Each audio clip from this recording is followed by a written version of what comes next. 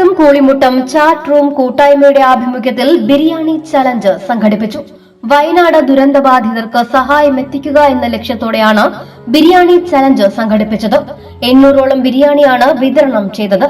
നിസാർ കൊച്ചിക്കപ്പറമ്പിൽ, ഗോകുൽ ആനന്ദൻ കൊച്ചിക്കപ്പറമ്പിൽ, ഷിഹാബ് കുറിഞ്ഞിപ്പുറത്ത്, മിഥുൻ മുല്ലപ്പറമ്പത്ത് മറ്റ് പ്രവർത്തകരും നേതൃത്വം നൽകി.